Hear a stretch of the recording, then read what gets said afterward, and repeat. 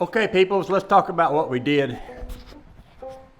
There was a big piece of metal. I think you can see it laying right over there. That thing's like, quarter inch thick, maybe close to a half. And it was tied like a box, the way you would box a frame right here.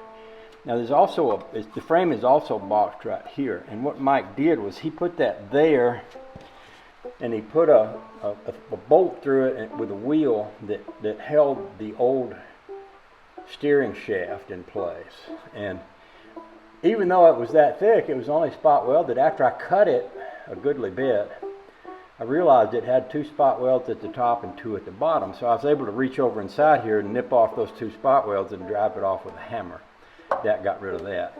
Now this box, when it was sitting against that, would be hitting the side of the oil pan and the oil filter. So I needed to be able to get this part of the box over a little more. So with that out of the way, I could do that. And the shaft was coming way up here. So I cut that shaft off of that Prius steering box, and I left enough down here to get the little shaft rod onto that. And that might be a little tricky to get that on there because, you know, when you cut that, you cut through those little splines.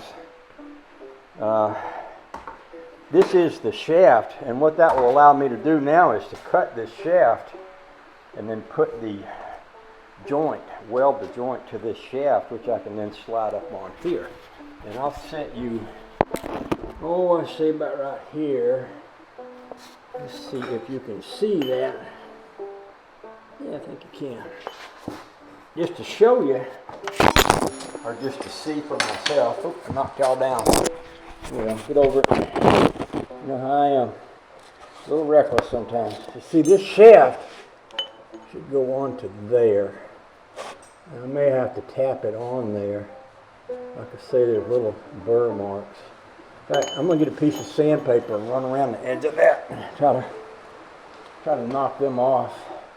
Well, I'm not seeing any, and I don't really want to I can't run my grinder wheel around the edge of that. I don't know if I can do a whole lot of good with it at this angle, but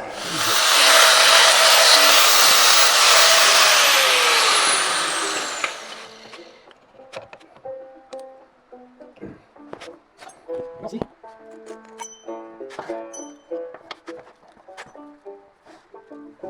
There you go. Now, you see how that went on there. Now, I should be able to, I don't have a tape measure handy by, but let's just say that this was a tape measure. So if I cut that right about there, that would be where the fat part of this starts. So let's pull that off. Put this on here, and see, I can cut it much shorter than that. I can actually cut it. I'd like to get a better measurement. Actually get a real tape measure for that. I know y'all not used to me going all high tech on you, getting out a real tape measure and all, but sometimes it's a good idea to just shoot the light fantastic. Get yourself a real tape measure. That way you only have to cut once and measure twice, or does it cut twice and measure once? I don't know. One of those things they used to tell me when I was a carpenter. As if I were paying attention, You know me. I'm not big on paying attention all the time. Sometimes. Okay, so that's 2 inches from there, and the shaft goes in here. So if I cut 2 inches from there, all I need is a pencil or something to mark that with. I suppose I could mark it by hitting it with a hammer. That'd be so unpoetic. I could just scratch a mark on here, right about where my thumb is. And this here is the shaft that Mike had attached to the side of the frame with this big bolt right here. Now I cut the steering column so that this 1/2-inch bolt fits right into that, which means that it would also fit right into the steering column that's still on the car. So that would be a way to attach this to that. This is all welded together here, but it may be that this shaft that's in the middle of here would fit into that, and I'm going to be cutting that. So that's kind of what I'm going to do next, is go ahead and cut this shaft. Yeah, I'm going to go ahead and cut this shaft first. It will help me figure out where to cut that shaft, I think.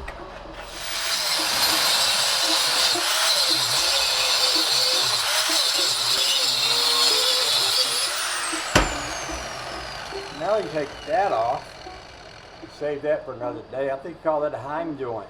You know what, I'm going to cut this, you know that mark I made on this thing with my little scratchy implement? Yeah. I'm just going to cut this right about here.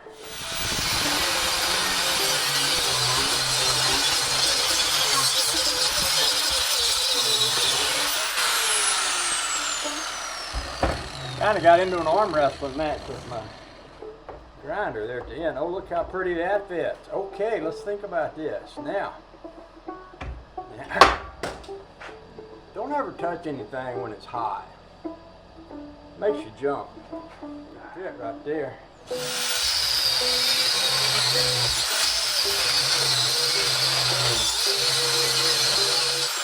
By the way, when you're doing this, always look around, make sure you don't leave your explosive juices right in line with the spark-mator. Spark that spark-o-mator.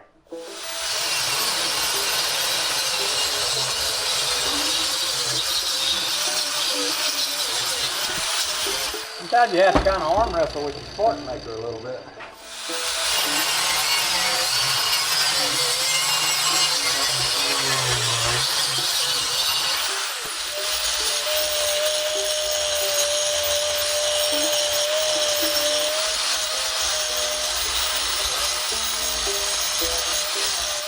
What I'm going to be doing is welding this onto that.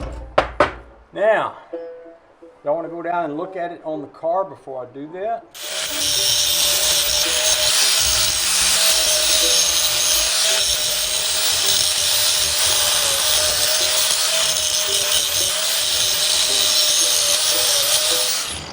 You notice this time I'm not going to pick this up with my bare fingers. Getting smart. Getting smarter in my old age. Oh. Yeah.